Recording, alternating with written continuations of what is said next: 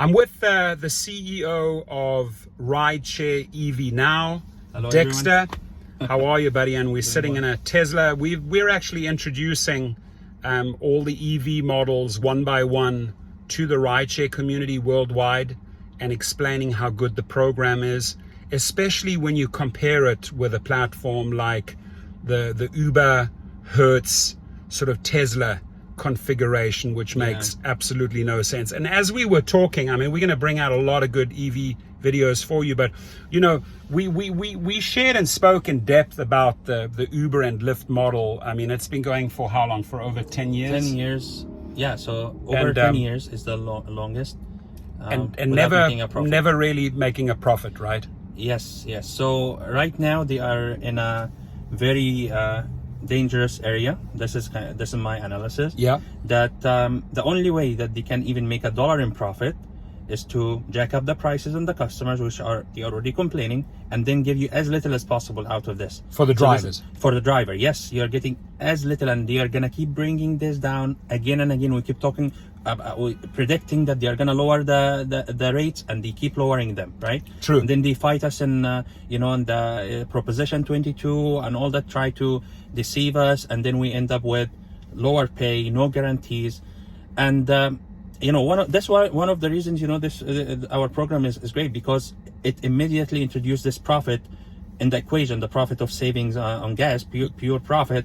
But this is a way to go around and be profitable in this model. But we think it's a flawed model that has to dramatically change, because it's not sustainable. And go ahead. And sorry, but they got billions and billions of dollars from investors. They made a lot of big promises. They subsidized all these trips. They really try to burn their competitors out. They try to destroy their competitors, and they really haven't succeeded in doing so, right? Yeah, I think so. So the whole plan was, to bring, take out the competition, the taxis, and tell customers, we can offer you lower prices, get on our platform, and entice drivers to come in so that they can start that project. But then they are not really making the profit out there, and they are just using basically telling the investors, just help us subsidize this and we are gonna be profitable at some point. If you couldn't do it in 10 years, when are you gonna do it? And we are at a stage we already know they cannot do it without even making it worse for everyone.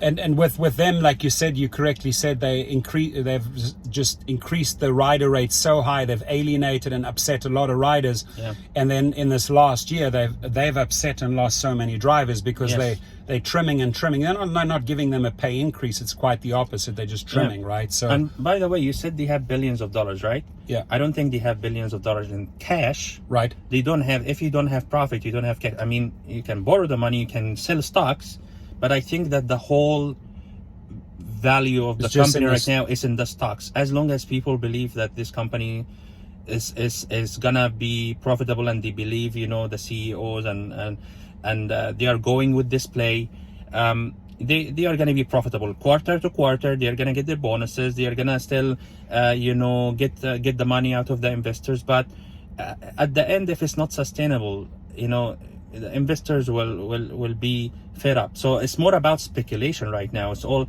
let's trade in Uber stock. And do you see how much fluctuation we're getting all the time? It's crazy fluctuation, up and down, going down. Okay, let's announce, we had the best week ever at Uber. That's what they said. That means we increased the prices a little bit more, and we lowered the pay a little bit more. Maybe we were able to take some tips out of the equation, whatever. The point is that, say we made the best profit. And I'm not buying the fact that they said I'm not buying the fact they said they had the best week ever in bookings, in deliveries and rideshare. It cannot be. They had the best week in increasing the profit margin, because firstly the food deliveries are coming down now that people are going back out and eating, and the rideshare hasn't come back to the extent that they wish. So I think, like when you've correctly said that the best week is in the margin, right? They've probably taken the most from the driver. I don't think even it's the increase of profit margin. There is still no profit. Right. The point is that they're I'm sorry. Yeah, the it's not about increasing profit. It's about saying we have more revenue. If you have more revenue and expenses still be the same, you can claim you had the best week ever in revenue collected from the customers, Right? But you still couldn't make $1 in profit. Right. That's crazy. That's Dara Khoshawi. Yeah. Live. I mean, if your expenses are higher than your revenue, you're also you are bleeding, but still you can claim that you got the most revenue out of compared to last. And we are not able to see any of this statistics. Prove to us. They're not showing anything. They're just big. And what I've also noticed, as the stock goes down into the low 30s, he comes out with a big extravagant statement. Yes. It goes up a couple of dollars and it starts falling back down. Yeah. Then he makes the very next announcement, and temporarily for 48 hours it goes up a little bit, and then afterwards just goes straight back down. What happened to the Uber flying drones thingy? Yeah, they sold it all off. Okay. Yeah. I thought that announcement probably sent their stocks up the roof. It did temporarily, but then they made big promises that in the autonomous and in the flying categories, and they've basically sold that off because they need money.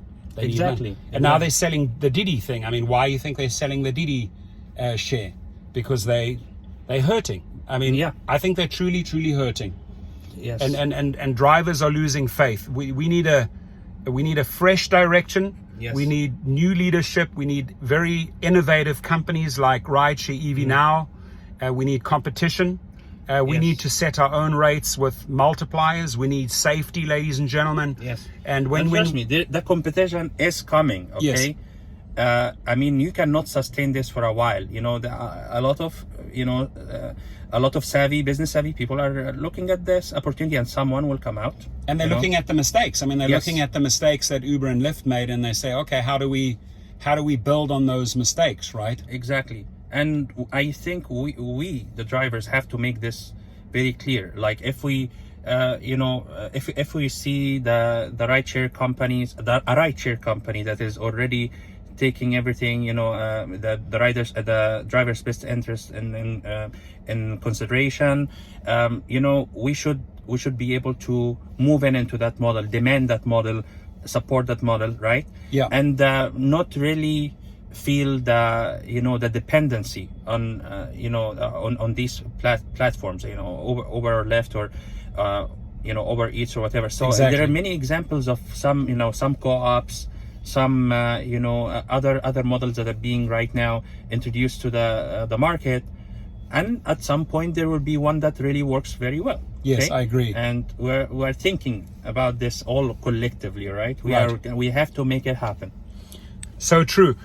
So check out the site, RideshareEVNOW. The one thing I'm always excited about, I'm a cars guy, and the cool thing is that he brings out, they have a big fleet of cars, and Dexter brings them out one by one, and he meets with me, and we get to review them, and we get to share all the cool stuff in the direction of these cars. So many more vehicles to come.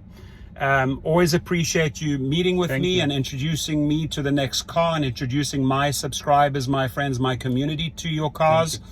And thank you for your insights and always looking out for the driver's best interest. Definitely. I appreciate that. That's my role, to be a driver advocate. And then you got the business guys that are helping you transition into the future, like Dexter. Yes, Thank you so much. I appreciate your time. Let's do it. Bye. Bye.